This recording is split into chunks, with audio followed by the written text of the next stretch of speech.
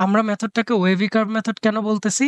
কারণ যদি এমন হইতো যে সবগুলা পাওয়ারই অড, তাহলে এই সাইনটা হয়তো নেগেটিভ, পরেরটা পজিটিভ, তারপরেরটা নেগেটিভ, তারপরেরটা পজিটিভ, তারপরেরটা নেগেটিভ, তারপরেরটা পজিটিভ।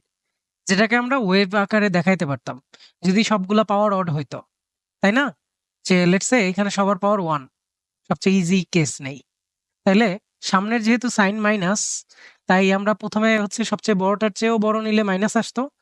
দেন পরেরগুলা জাস্ট চিন্তাও করা লাগতো না, কোনো কিছু দেখাও লাগবে না, কিছু করা লাগবে না। জাস্ট আমরা এটা নেগেটিভ তাই নিচে দেখাবো। সো নিচে, অ্যান্ড পরের বার সাইন চেঞ্জ হবে কারণ পাওয়ার অর্ডার আছে। ঠিক আছে? সো এই যে ওয়েভ আকারে দেখানো যায়, ওয়েভ আকারে দেখানো হইতো, তাই মেথডটার নাম wavy curve method. Hello everyone, আশা করি সবাই অনেক ভালো আছেন। লেটস সে কোনো এক সময় ম্যাথ করতে করতে আমরা কোনো এক জায়গায় লেফট হ্যান্ড সাইডের মতো কিছু পাইলাম। এই a এর ভ্যালু পজিটিভ হইতে পারে, নেগেটিভ হইতে পারে, যে কোনো কিছু হইতে পারে। লেটস সে এর ভ্যালু হইতেছে আমার -1, এটার ভ্যালু হইতেছে 0, এটার ভ্যালু হইতেছে 2, এইটা 3, এইটা 5। ঠিক আছে? সো আমরা হচ্ছে -1, 0, 2, 3, 5। আচ্ছা, মানে ABCDE এর ভ্যালু এরকম আর কি, যে অ্যাসেন্ডিং অর্ডার। ঠিক আছে? বাড়তেছে। আচ্ছা, তো ওয়েভি কার্ভ মেথড আমাদেরকে কি বলে? সেটা হইতেছে যে আমরা দেখব যে এই আকারে নেওয়ার পরে সামনে সাইনটা কি আছে। যেমন এইখানে সামনের সাইনটা হচ্ছে প্লাস, পজিটিভ। এমন হয়তো যে কোথাও আছে যে a-x, তার পাওয়ার আছে 7। তাহলে আমি যদি x-a আকারে নিতে যাইতাম তখন একটা মাইনাস সামনে আসতো। ঠিক আছে? তো এটা ম্যাটার করতেছে যে সামনের সাইনটা কি। আপাতত সামনের সাইনটা পজিটিভ।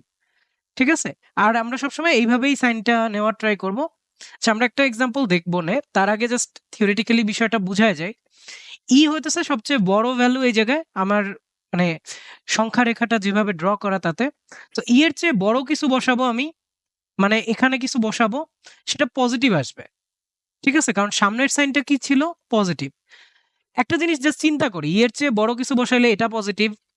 যেহেতু সবচেয়ে বড়, তাইলে এটাও পজিটিভ, এটাও পজিটিভ, এটাও পজিটিভ, এটাও পজিটিভ। ৩ টা পজিটিভের গুণফল বাই ২টা পজিটিভের গুণফল অলওয়েজ পজিটিভই থাকে। আচ্ছা, এখন এর এই যে x মাইনাস এটার পাওয়ার দেখব।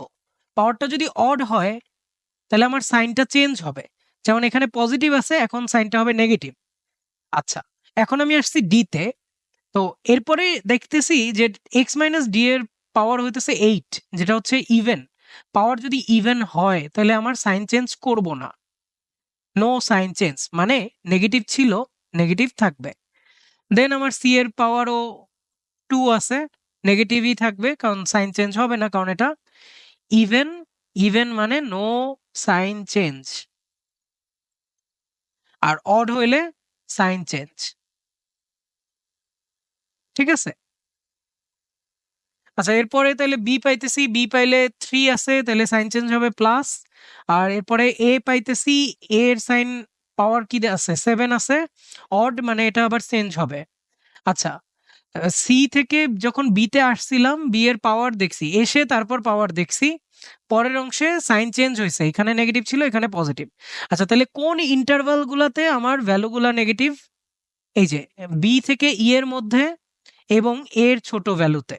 এখন আমাকে যদি কোনো কারণে বলে যে 0 বের করতে হবে, আমরা যেটা বললাম যে নেগেটিভ কোথায়? মানে কি y লেস দ্যান 0। পজিটিভ কোথায়? পজিটিভ হচ্ছে এই মাঝে এবং এর পরে, নট ইকুয়াল না, কিন্তু পড়বে না ভিতরে।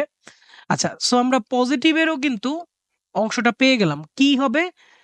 a থেকে b এর মধ্যে ইউনিয়ন থেকে ইনফিনিটি পর্যন্ত। আর আমরা জানি ইনফিনিটিতে কখনো ওই যে থার্ড ব্র্যাকেট ইউজ হয় না, কারণ কেউ ইনফিনিটির সমান হইতে পারে না। আচ্ছা, আর নেগেটিভটাও আমরা ওই যে ইন্টারভালে লিখতে পারবো আশা করি। এখন জিনিসটা হইতেছে কি, যে অনেক সময় তো আমাকে লেস দ্যান ইকুয়ালও বলবে, তাই না?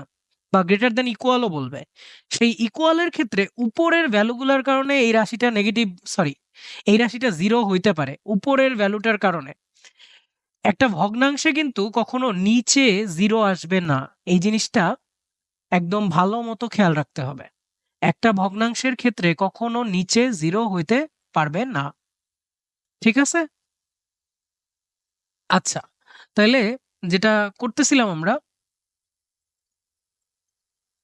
এই যে এটা ছিল, এখান থেকে হইতেছে আমরা পজিটিভ নেগেটিভ অংশটা বুঝতে পারছি। ডি এবং ই এরা কখনো ইনক্লুড হবে না, এইটা বুঝাইতে হচ্ছে আমরা যদি আমাদেরকে সংখ্যা রেখায় দেখাইতে বলতো, আমরা জাস্ট ডি এবং ই কে আগে থেকে এরকম করে রাখতাম, মানে ডি আর ই এই ভ্যালু দুইটা ইনক্লুডেড না। এখন সি, বি, এ এরা কি ইনক্লুডেড কিনা এইটার জন্য হইতেছে আমরা পুরোটাকে গাঢ় করে দিব। যদি ইনক্লুডেড হয় তাহলে গাঢ় করে দিব। যেমন আমি যেটা বললাম যে greater than or equal to বললে আমার এ আর বিও কিন্তু ভিতরে থাকতো, ঠিক আছে? Greater than or equal to 0 বললে এ আর বিও ভিতরে থাকতো, তখন তখন আসতো থার্ড ব্র্যাকেট। এবং তখন আমরা ই কে কি তাও বলতাম যে ই ও সমান হবে, ই এর ইকুয়াল হবে, দেন ইনফিনিটি পর্যন্ত যাবে না, কিন্তু কারণ ই যদি আমি বসায় ফেলাই এখানে সলিউশনে বসায় ফেলাই, তাহলে তো আমার বাই জিরো আসে, and something by zero is not valid, এটা হইতে পারবে না। সো ই এবং ডি আগে থেকেই হিসাবের বাইরে। আচ্ছা, সো আমরা একটা সলভ করে ফেলি। লেটস সে আমি এটা পাইছিলাম কোনো জায়গায়, পাওয়ারগুলো 1 দিছি, লেটস সে পাওয়ার 3, 2, 5, ঠিক আছে? আর সামনের সাইনটা মাইনাস, এটাও খেয়াল করি। নিচে হচ্ছে plus to the power 7, -8 to the power 8, ঠিক আছে? আচ্ছা, সো এটাকে লেটস সে আমার সলভ করা লাগবে লেস দেন 0 এর জন্য, অথবা লেস দেন ইকুয়াল টু 0 এর জন্য। তো প্রথমে কি করা লাগবে যে এই রাশিটা কোন কোন ভ্যালুতে 0 এটা বের করা লাগবে। যেমন এটা 0 হবে -7 বসাইলে, এইটুক 0 হবে 8 বসাইলে, এইটা 0 হবে 7 বসাইলে, মানে আমরা 0 বের করতেছি ইকুয়েশনটার। এটা 2 এর জন্য আর এটা হইতেছে -1 এর জন্য। এই যে এটা 0 হবে।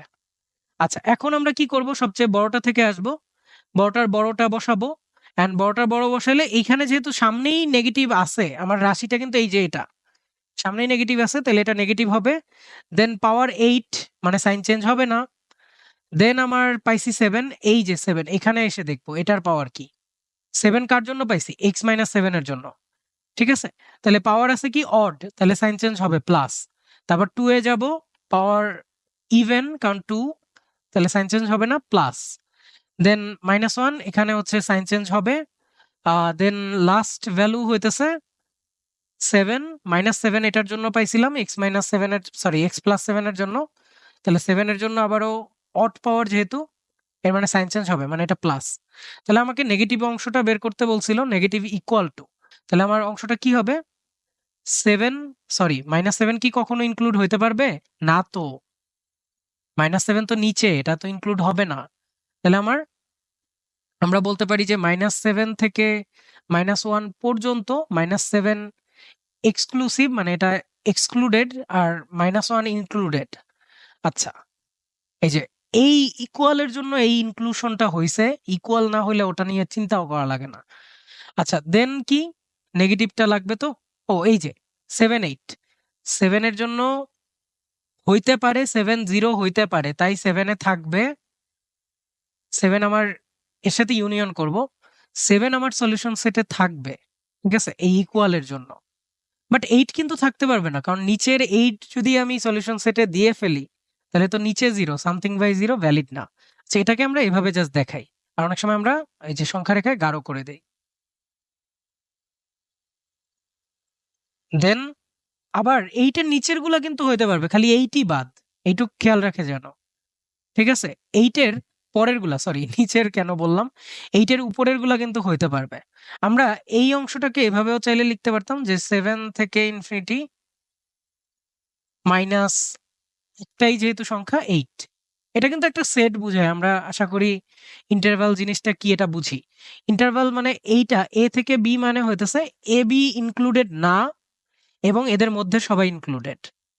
a থেকে b এইটা মানে নট ইনক্লুডেড। আচ্ছা, এই সাইনটাকে আবার এভাবেও লেখে। আমি অনেক সময় দেখি যে স্টুডেন্টরা এইটা জানে না যে ফার্স্ট ব্র্যাকেটকে উল্টায় থার্ড ব্র্যাকেট যদি লেখে তাইলেও একই জিনিস বুঝায়।